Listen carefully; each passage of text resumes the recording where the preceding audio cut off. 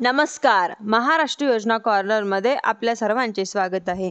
आजच्या व्हिडिओच्या माध्यमातून आपण बघणार आहोत की लाडकीला गिफ्ट मिळणार आहे का? लाडकीला 1500 ऐवजी 2100 मिळणार आहे का? मुख्यमंत्री फडणवीसांनी दिले संकेत. म्हणजेच की महिलांना आर्थिक सक्षम करण्यासाठी सुरू केलेली लाडकी बहीण योजनेच्या वर्षापूर्ती झाली आहे.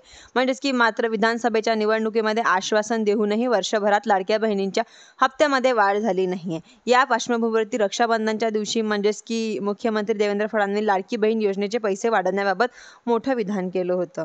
अनेक लोकांना वाटायचं की निवडणुकीपुरते हे भाऊ फक्त पैसे देणार आहे, निवडणुकीनंतर ही योजना चालू ठेवणार नाही आहे. तसे त्यावेळेस देवेंद्र फडणवीस म्हणजे मुख्यमंत्री देवेंद्र फडणवीस जी यांनी सांगितलं की 5ही वर्ष ही योजना चालू राहणार आहे. एवढंच नाही तर योग्य वेळी या योजनेच्या निधीमध्ये वाढ करण्यात येणार आहे. त्यांनी अशी माहिती दिलेली आहे की म्हणजे सरकारनं लाडक्या बहिणींना अपात्र ठरवण्याचा सपाट केलेला आहे. म्हणजेच की आतापर्यंत तब्बल 26 लाख बहिणी अपात्र ठरलेल्या आहे. आणखीन 26 लाख बहिणीची चौकशी असल्याची माहिती सुरू आहे.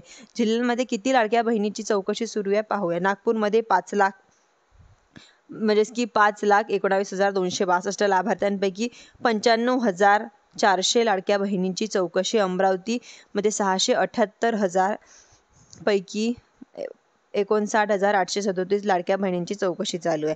गोंदियामध्ये 3,12,210 पैकी 3,364 लाडक्या बहिणींची गृह चौकशी नाशिकमध्ये सुरू आहे.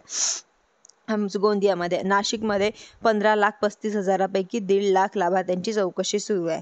तर अहिल्यानगरमध्ये 11,26,000 लाभार्थ्यांपैकी 1,25,000 लाभार्थ्यांची चौकशी सुरू आहे. तर जळगावमध्ये सुद्धा 10,35,000 पैकी 92,000 लाभार्थ्यांची चौकशी सुरू आहे. तर 26 लाख लाडक्या बहिणींची चौकशी सुरू असल्याची माहिती आता आलेली आहे समोर. धन्यवाद.